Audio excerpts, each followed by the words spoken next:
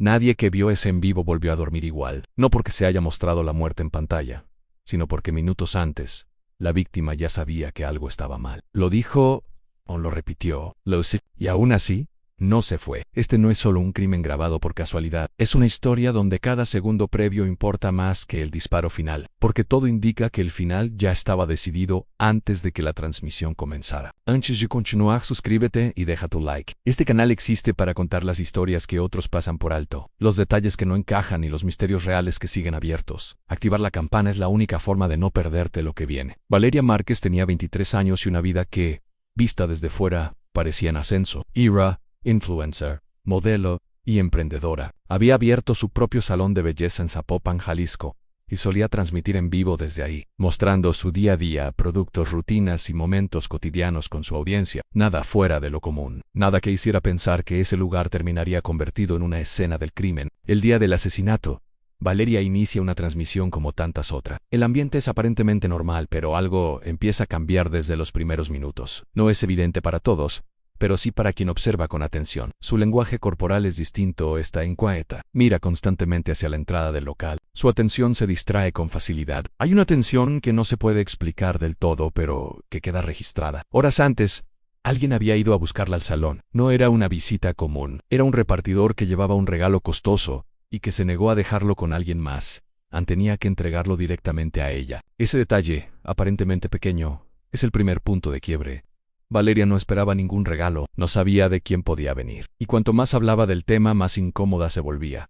Durante el en vivo, expresa dudas, no entiende la situación, se pregunta quién podría estar detrás de eso. No lo dice con emoción, lo dice con desconfianza. Hay momentos en los que intenta restarle importancia, pero vuelve una y otra vez al mismo punto.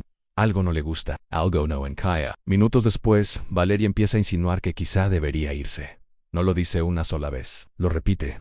Dice que mejor ya no espera, que no se siente cómoda, que algo se siente raro. Incluso menciona de manera inquietante la posibilidad de que algo malo ocurra. No como una broma, no como exageración. Es una intuición clara, directa, que queda grabada.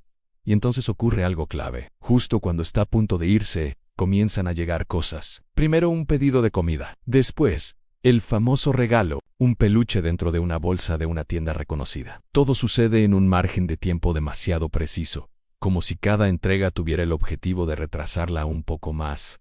Valeria se queda. Durante el resto de la transmisión, el ambiente nunca vuelve a ser ligero. Ella sostiene el regalo, agradece, sonríe, pero su atención sigue fija en la entrada. Sus movimientos son rígidos.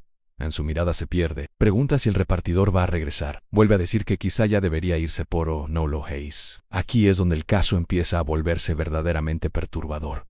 Porque no estamos hablando de una víctima desprevenida. Estamos hablando de alguien que detectó el peligro y aún así permaneció en el lugar. Y la pregunta inevitable es ¿por qué? Las personas que estaban con ella ese día se vuelven parte central del misterio. Su asistente estaba presente en el salón. Fue quien apagó la transmisión cuando todo ocurrió. Su reacción posterior llamó la atención de miles de personas. No hubo gritos en cámara, no hubo caos visible, solo un corte abrupto del en vivo. Para algunos fue una reacción lógica ante el shock, para otros fue demasiado fría, demasiado rápida. Luego aparece otra figura clave, una amiga cercana, constante en el en vivo, insistente desde el inicio. Fue ella quien envió algunos de los pedidos. Fue ella quien le pedía que se quedara. Fue ella quien mantenía la interacción mientras Valeria mostraba señales claras de querer irse. La relación entre ambas, según antiguos videos y transmisiones, no era completamente estable. Había momentos incómodos, comentarios ambiguos, gestos que hoy se reinterpretan bajo otra luz. Nada de eso prueba nada por sí solo, pero suma capas de inquietud a una historia que ya de por sí resulta difícil de digerir. El ataque ocurre sin aviso visible. Alguien entra al local, Valeria lo nota. Se interrumpe la transmisión. Segundos después, los disparos. No hubo tiempo de reacción, no hubo oportunidad de escapar. El agresor dispara varias veces y huye. Valeria muere en el lugar. Las autoridades clasifican el caso como feminicidio. Se inicia una investigación en C. Revisan cámaras, se toman declaraciones. Pero los resultados no han sido concluyentes. Las grabaciones no son claras. El atacante no ha sido identificado públicamente. No hay detenidos. Y mientras tanto, el video sigue circulando en Internet, acumulando millones de vistas. Lo que más inquieta no es solo el crimen, sino la sensación de que todo pudo haberse evitado, que hubo un momento exacto en el que Valeria pudo irse, Y no lo hizo Anne, o no la dejaron. Cada frase previa al ataque se analiza hoy con lupa en cada gesto, porque cuando se observa el material completo, una idea se vuelve imposible de ignorar.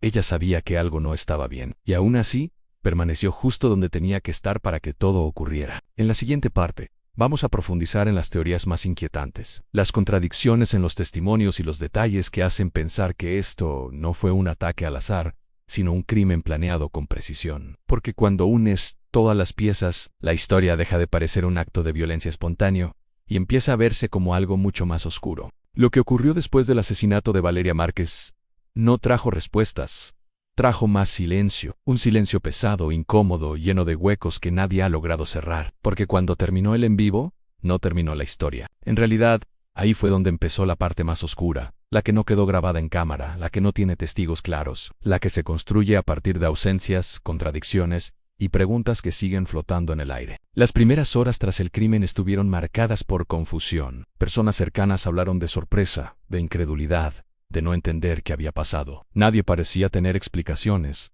Nadie parecía haber visto venir el ataque. Sin embargo, mientras las autoridades acordonaban el lugar y comenzaban los primeros peritajes, en Internet ya estaba ocurriendo algo muy distinto. Miles de personas revisaban el video una y otra vez, deteniéndose en cada segundo, en cada gesto, en cada mirada, en cada palabra previa al ataque. Y cuanto más se analizaba, más claro se volvía que aquello no había sido un hecho aislado ni improvisado.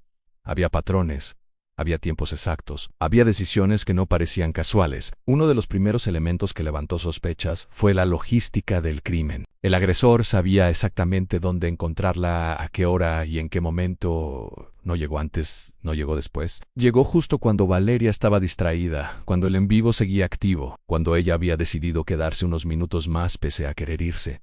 Esa precisión no encaja con un ataque al azar, encaja con alguien que tenía información, con alguien que sabía que ese era el instante correcto. La pregunta entonces cambia de forma. Ya no es solo quién disparó, sino quién sabía que Valeria estaría ahí y quién se aseguró de que no se fuera antes. Porque si ella se hubiera ido cuando quiso hacerlo, el crimen no habría ocurrido de esa manera. Todo dependía de que permaneciera en el lugar unos minutos más.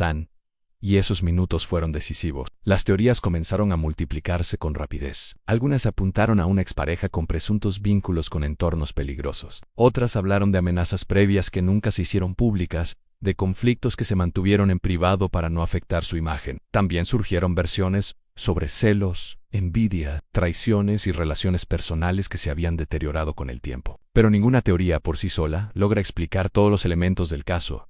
Todas parecen incompletas, todas dejan cabos sueltos. Uno de los puntos más inquietantes sigue siendo el regalo, no por el objeto en sí, sino por lo que representa dentro de la secuencia de hechos. Fue la excusa perfecta para mantenerla en el lugar. Fue el anzuelo que funcionó. Nadie ha confirmado oficialmente quién lo envió. Nadie ha presentado pruebas claras. No hay nombres, no hay recibos públicos, no hay una versión definitiva. Y ese vacío ha permitido que la duda se instale con fuerza, creciendo con el paso del tiempo. Otro detalle que sigue generando ruido es la reacción de quienes estaban cerca. No se trata de acusaciones directas, sino de incongruencias que no terminan de resolverse. Personas que dicen no haber notado nada extraño, cuando el video muestra señales claras de incomodidad y miedo. Personas que aseguran no saber de conflictos previos, cuando existen registros de tensiones, roces y momentos incómodos en transmisiones anteriores. Todo es ambiguo. Todo es gris. Y en los casos más graves, el gris suele ser el terreno donde se esconden las verdades más difíciles. La investigación oficial ha avanzado, pero lentamente. Se han tomado declaraciones, se han revisado teléfonos, se han analizado grabaciones, se han seguido algunas líneas de investigación.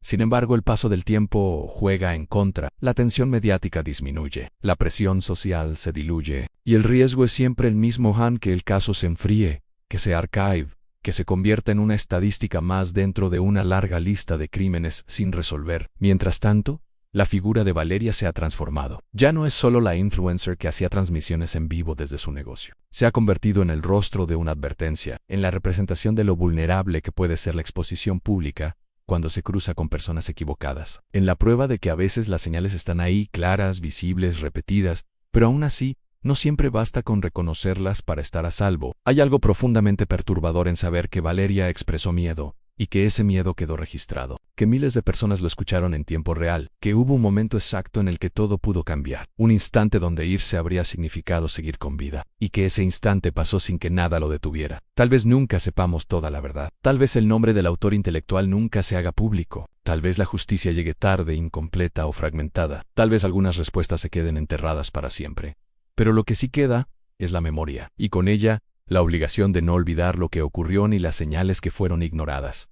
Porque este caso no se trata solo de un crimen real, se trata de cómo normalizamos el peligro, de cómo minimizamos la intuición, de cómo el entorno más cercano, en lugar de proteger, a veces empuja en la dirección equivocada, de cómo una cadena de decisiones aparentemente pequeñas puede terminar en una tragedia irreversible. Valeria Márquez no murió por transmitir en vivo. Murió porque alguien decidió que ese era el momento exacto. Murió porque alguien tuvo la información, el control del tiempo y la oportunidad. Y murió porque una serie de silencios, omisiones y elecciones permitieron que todo ocurriera. Si llegaste hasta aquí, no cierres este video sin reflexionar un segundo. Comparte esta historia.